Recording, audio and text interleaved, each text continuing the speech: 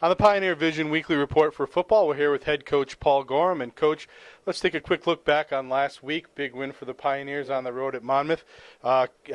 Finally kind of caught a break, but not only catching a break, making something out of it at the end there with the go-ahead touchdown. Talk a little bit about the team's performance and what that meant to get that W.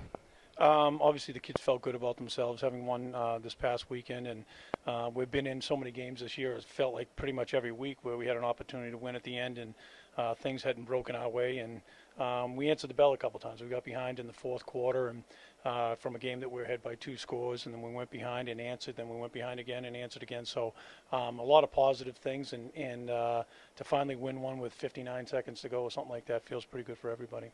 And maybe just talk about maybe the mental aspects of the game, where when you have so many games go against you that way, how do you as a coach and a staff get your team to keep rallying each week in order to make a game and a win like last week possible?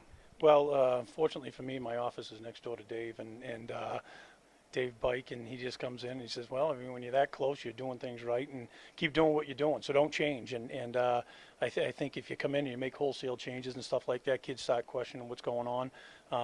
So you maintain continuity, and then you hope for something like that. I told the kids at the end of the game, hey, the football gods finally changed the makeup and are going in our direction now, and we got something out of it. So we've practiced well to date so far this week, and hopefully we can continue to play well. Real quick, let's talk about your running back, Marcel Archer. He really has shown this year to have kind of a nose for the end zone, so to speak. Tied for the Northeast Conference lead in touchdowns, and had coming off 4 last game. He's been a real factor for you in the red zone. Can you talk a little bit about what he brings to the table?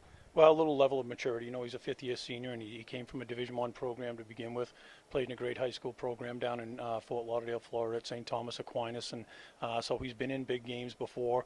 And he worked out a lot more this summer than he did coming in. I think he took it for granted coming from 1A to 1AA that he'd be able to come right in and compete. And he went home to Miami 2 summers ago, and this summer he chose to stay up here and work out with the guys. And and on top of the conditioning that we do, got a personal trainer and worked out, so he's in better shape than he's been in the 2 years that he's been here. And he's running hard. He's running downhill. We're not wearing him out. The combination between him and Greg eBay is worked out fine, so he doesn't get 30 carries. He's getting 17 to 22, and a lot of them ended up being down by the end zone. So it's been good for both of us. Talk about your defense real quick. I thought they played really well on Saturday. They really controlled that first half and let your offense make plays and get you that lead at halftime. And then at the end of the game, to come up with the sack right at the end, Justin Embler. I thought it was a really good performance for on both sides of the ball, but especially on defense. I agree, particularly in the first half. When they were in their normal flow of their offense, we played very well. We were on point.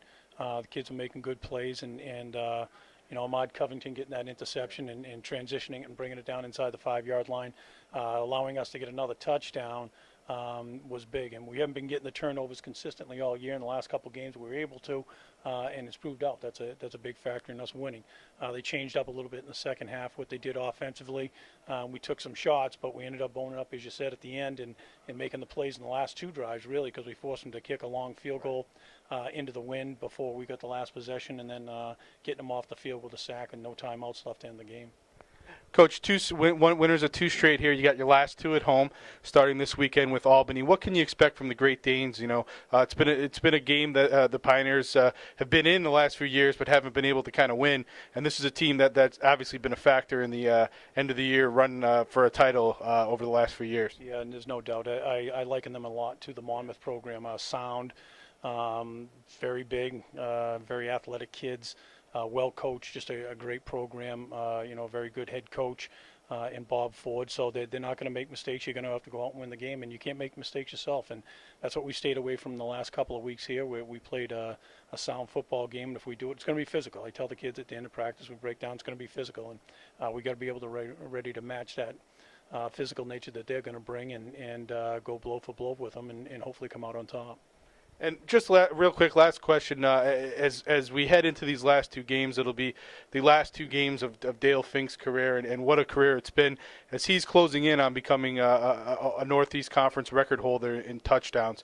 What can you just say quickly about this last kind of opportunity for Pioneer fans to come out and watch this kid play? Because it's been a joy for me to watch him throw the football over these last 4 years.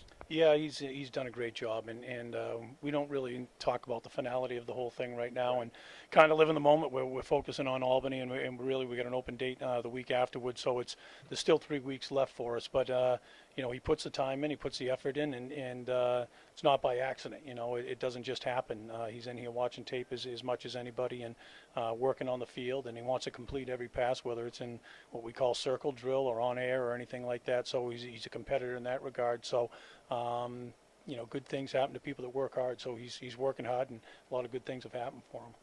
Okay, Coach. Well, again, taking on Albany this Saturday, 1:00 kickoff here on Campus Field. Good luck this week, Coach, and thanks for taking the time. All right, thanks, Billy.